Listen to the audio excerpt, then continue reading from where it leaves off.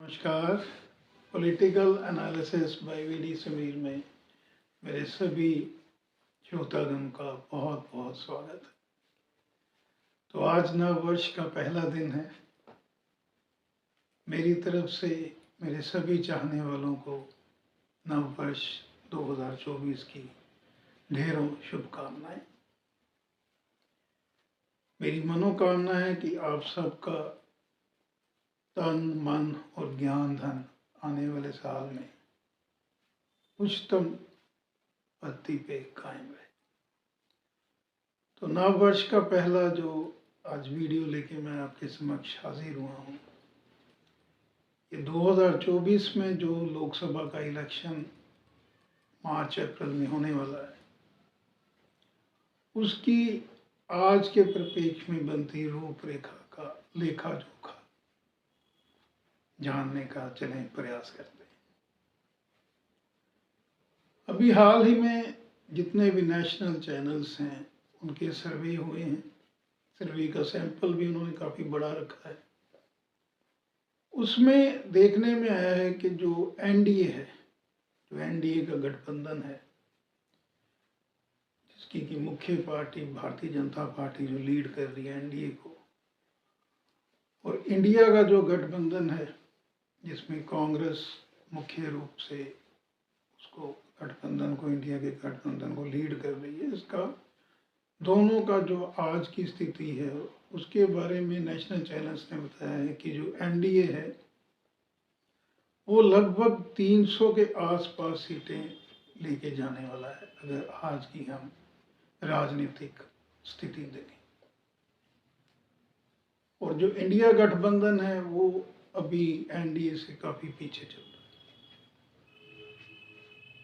लेकिन ये जो नेशनल चैनल हैं, इनके जो सर्वे हैं ये अपवाद मात्र भी कई बार रहते हैं। जैसे मैं आपको ये बताना चाहता हूँ कि नेशनल जो अभी चैनल्स द्वारा बड़े बड़े चैनल्स द्वारा जो सर्वे हुए हैं, उन सर्वे में बताया गया है कि जो इंडिया गठबंधन है उसका महाराष्ट्र के अंदर अपर हैंड है। इसके अलावा अगर गठबंधन होता है तो वेस्ट बंगाल में भी जो इंडिया गठबंधन है उसका अपर हैंड है। और जैसे बिहार के अंदर भी, जैसे अभी जेडीयू जो है वो आरजेडी के साथ है, कांग्रेस उनके साथ है, लेफ्ट पार्टीज भी साथ हैं, तो वहाँ पे भी जो इंडिया गठबंधन है वो एनडीए से ऊपर माना जा रहा है। लेकिन कर्नाटका में बड़ी हैरानी की बात है, वहाँ पे बताया जा रहा है कि जो इंडिया गठबंधन है वो आगे चल रहा है। तो हमको ये थोड़ा सा देखना है कि पहले हम महाराष्ट्र से ही शुरू करते हैं। महाराष्ट्र में इस वक्त जो सबसे स्ट्रांग पार्टी है वो भारतीय जनता पार्टी है। भारतीय जनता पार्टी के साथ जो गुट शिंदे गुट जो है, जो बाल ठाकरे जो पार्टी थी शिवसेना का, शिंदे गुट उनके साथ है। अजीत पवार ग्रुप जो है वो शरद पवार ग्रुप से अलग हुआ था, वो भी उनके साथ है। तो मेरा ये मानना है कि महाराष्ट्र में जो एनडीए है ये बहुत ज़्यादा स्ट्रॉन्ग पोजीशन में है अगर इसका कंपैरिजन इंडिया से करते हैं। और कर्नाटका के अंदर जो हाल ही में स्टेट असेंबली का भी इलेक्शन हुआ है, उसके अंदर स्टेट असेंबली इलेक्शन में कांग्रेस ने पटकी दी है भारतीय जनता पार्टी को। कांग्रेस की वहाँ पे सत्ता है कर्नाटका के अंदर। और कर्नाटका के अंदर मेरी समझ है कि डेफिनेटली जो भारतीय जनता पार्टी की सीटें हैं वो 2019 के मुकाबले में वो कहीं ना कहीं कम होंगी। वेस्ट बंगाल के अंदर भी भारतीय जनता पार्टी की सीटें जो हैं लगभग 2019 जितनी रहेंगी या उससे कम होगी, बढ़ने का इम्कान वहाँ पे भी काफ़ी कम है। अब बिहार लेते हैं तो बिहार के अंदर भी जो आरजेडी का जेडीयू के साथ अभी गठबंधन है, कांग्रेस और लेफ्ट पार्टीज भी उनके साथ हैं इंडिया में, वहाँ भी भारतीय जनता पार्टी को लॉस होने वाला है। तो ये 4 स्टेट हैं। अब भारतीय जनता पार्टी की जो स्थिति है जो बहुत बढ़िया है इस वक्त, आज अगर हम देखें ग्राउंड लेवल पे, तो वो सबसे ज़्यादा अच्छी स्थिति है उत्तर प्रदेश में। जैसे कि आप जानते हैं उत्तर प्रदेश अकेला ऐसा राज्य है जिसमें 80 लोकसभा की सीटें, सबसे बड़ा जो लोकसभा की सीटें हैं वो उत्तर प्रदेश से आती हैं। और आज की स्थिति में जो डबल इंजन की सरकार वहाँ पे चल रही है मोदी जी योगी जी से, मेरी समझ है कि 70 सीटें मिनिमम भारतीय जनता पार्टी लेके जाने वाली है उत्तर प्रदेश में। इसके अलावा जो मध्य भारत का जो दिल है, राजस्थान, मध्य प्रदेश, छत्तीसगढ़, 3 स्टेट्स, गुजरात 4 स्टेट, हरियाणा और दिल्ली, इन जगह भी भारतीय जनता पार्टी की सीटें 2014 में जितनी थी उससे बड़ी थी, 2019 में लगभग उतनी ही सीटें रहने वाली। तो इस आधार पे तो बहुत ही एक संभव जो सिनेरियो है वो यही लगता है कि भारतीय जनता पार्टी जो उनका गठबंधन है एनडीए, वो लगभग बड़े आराम से 300 सीटें लेके तीसरी बार उनकी सरकार की हैट्रिक बनने वाली। अब इंडिया गठबंधन को किस चीज़ पे कंसंट्रेट करना है, अगर वो सीरियसली कोई चैलेंज देना चाहते हैं भारतीय जनता पार्टी एनडीए को, तो उनको जो काम करना है उसके अंदर उनको पिछली जो 2019 वाली गलती है वो नहीं दोहरानी।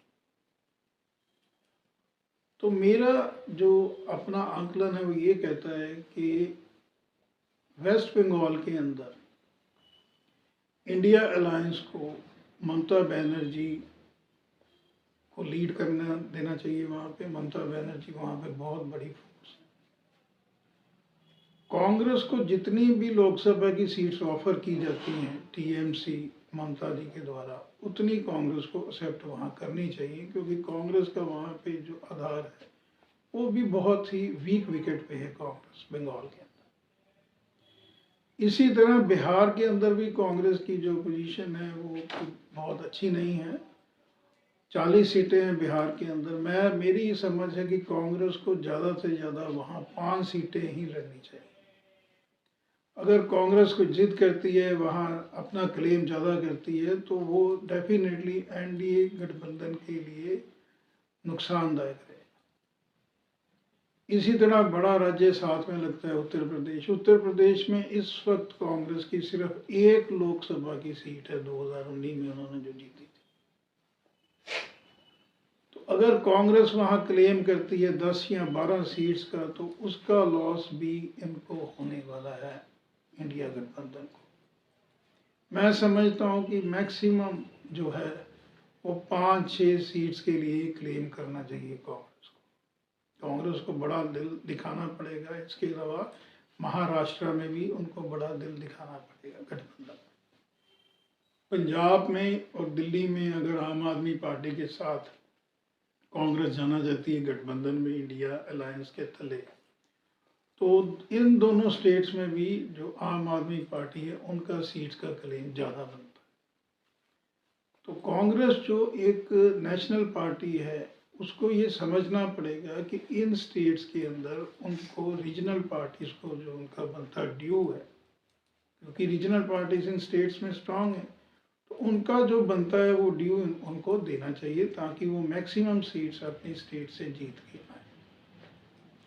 अब भारतीय जनता पार्टी के सामने कांग्रेस तभी खड़ी हो सकती है कि जहां जिन जिन स्टेट्स के अंदर कांग्रेस की भारतीय जनता पार्टी के साथ सीधी फाइट, जैसे हरियाणा है, राजस्थान है, मध्य प्रदेश है, छत्तीसगढ़ है, इसके अलावा गुजरात है, इन स्टेट में 1 वर्सेस 1 है, ऑलरेडी 1 वर्सेस 1 है, भारतीय जनता पार्टी वर्सेस कांग्रेस। यहाँ पे कांग्रेस को अपनी सीट्स को बढ़ाना पड़ेगा। तो ऑन द होल सिनेरियो ये है कि जितनी देर तक अनलेस अनटिल कांग्रेस 100 के आसपास सीट्स नहीं लेती है लोकसभा, लगभग 2019 से अपनी टैली को डबल नहीं करती है, उतनी देर तक जो इंडिया अलायंस बना है वो सत्ता में आना उनके लिए बिल्कुल ही असंभव। क्योंकि अगर स्टेट्स की बात भी करते हैं तो स्टेट्स में अगर बहुत ज़्यादा अच्छी परफॉर्मेंस भी रहती है स्टेट पार्टीज़ के अंदर, तो यूपी के अंदर मैं समझता हूँ कि अगर बड़ी अच्छी परफॉर्मेंस भी रहती है इंडिया अलायंस की, तो इनको वहाँ पे 10 सीट से ज़्यादा एक्सपेक्ट नहीं करनी। इसके अंदर 30 सीटें हम मैक्सिमम जोड़ सकते हैं बिहार की, तो ये 40 सीटें हुई, 35 सीटें हम जोड़ सकते हैं वेस्ट बंगाल की, ये 75 सीट्स हुई। 25 सीट्स जोड़ सकते हैं महाराष्ट्र की, ये होगी 100 सीट्स, 100 सीट्स। इसके अलावा तमिलनाडु से और केरला से जो सीपीआई है जहाँ पे, इन 2 स्टेट्स में तमिलनाडु से और में बड़ी अच्छी परफॉर्मेंस रहने वाली है रीजनल पार्टी की वहाँ पे, तो मैं समझता हूँ 30 सीटें इसके अंदर आप और ऐड कर सकते हैं, ये 130 सीटें होती हैं। आम आदमी पार्टी के साथ अगर अलायंस होता है तो मैं 10 सीटें उनकी लेके चलता हूँ, ये लगभग हम 150 के छोटी पार्टियों को लगा के 150 सीटें। और जितनी देर तक, ये मैं एक पॉजिटिव सिनेरियो बता रहा हूँ, मैक्सिमम जो सीट्स आने की संभावना है, तो 150 के अंदर अगर 100 सीटें प्लस होती हैं कांग्रेस की, यानी 250 सीट्स, तो फिर ये कहीं ना कहीं इनकी दावेदारी बन सकती है। दूसरी तरफ ये हमको देखना पड़ेगा कि भारतीय जनता पार्टी ने अपने बलबूते पे ही 2019 में 303 सीटें दी, और 303 सीटों में से अगर भारतीय जनता पार्टी बड़ी अपनी वर्स्ट परफॉर्मेंस भी देती है, तो मैं समझ दो 225-30 सीट्स तक वो इसके नीचे जाने की कहीं भी उनकी संभावना नहीं लगती। ये वर्स्ट से वर्स्ट सिनेरियो है 225-30 सीट्स का। तो ऐसी हालत में क्या होगा कि जो राष्ट्रपति साहब हैं, माननीय राष्ट्रपति जी हैं, वो सिंगल लार्जेस्ट पार्टी को ही क्लेम करने के लिए पहले बुलाया जाएगा उनको। तो 230 सीट्स लेके अगर भारतीय जनता पार्टी आती है तो बीजू जनता दल इनके साथ जुड़ेगा, और उसके अलावा आंध्र प्रदेश के जो सीएम साहब हैं उनकी भी बहुत ज़्यादा नज़दीकी है भारतीय जनता पार्टी, वो दोनों इनके साथ जुड़ेंगे, तो ये सीट्स खुद ही 260-265 तक पहुंच जाएंगी और भारतीय जनता पार्टी आसानी से क्लेम कर लेगी। तीसरी बार उनकी सत्ता बड़ी आसानी से बनने वाली। तो इसमें विपक्ष को 2-3 चीज़ों के ऊपर अभी बहुत तेज़ी से काम करना है। एक, वो अपना जो उनकी कोऑर्डिनेशन कमेटी है, जो कन्वीनर है, उसकी जल्द से जल्द वहाँ पे सिलेक्शन अनाउंस होना चाहिए। कोऑर्डिनेशन कमेटी में जो सीजन लीडर हैं डिफरेंट पॉलिटिकल पार्टीज़ के, मैच्योर लीडर्स को जगह मिलनी चाहिए। उसके बाद जो सीट शेयरिंग्स हैं, ये मैं समझता हूँ कि जनवरी 2024 के एंड तक ये सब कुछ फाइनल हो जाना चाहिए। और मैं यहाँ पे फिर से कहना चाहता हूँ कि जो भारतीय जनता पार्टी को टक्कर देने के लिए इस वक्त सबसे बड़ी फोर्स है, वो सबसे भारत की पुरानी राजनीतिक पार्टी कांग्रेस ही है। तो कांग्रेस को जहाँ जहाँ डायरेक्ट फाइट है भारतीय जनता पार्टी से 1 to 1, वहाँ पे बड़ी अच्छी परफॉर्मेंस दिखाने की ज़रूरत है। और बाकी बड़ा दिल दिखा के जो रीजनल पार्टीज हैं उनको अपने सीट्स का क्लेम कांग्रेस को करने देना चाहिए। इससे जो है वो शॉर्ट टर्म में तो डेफिनेटली कांग्रेस को कुछ ना कुछ नुकसान होगा, लेकिन इन द लॉन्ग रन ये पॉलिसी कांग्रेस का जो भविष्य है वो उज्जवल ज़रूर बनाएगी। अंत में मेरा ये मानना है कि किसी भी देश की जो उन्नति है, तरक्की है, प्रोग्रेस है, उसके लिए सत्ता जो दल है उसकी मेजॉरिटी में सीट्स होनी चाहिए ज़रूर, लेकिन दूसरी तरफ ऑपोजिशन भी जो है वो भी एक स्ट्रॉन्ग विकेट पे होना चाहिए। जिस देश में, जिस राज्य में ऑपोजिशन बहुत वीक है, तो उसका जो परिणाम ज़्यादातर यही आता है कि सत्ता दल अपनी मन मर्जी करते हुए आगे बढ़ता है। तो इसलिए भारत के उज्जवल भविष्य को देखते हुए भारत के अंदर जो विपक्ष है उसका भी मजबूत होना लाजमी है।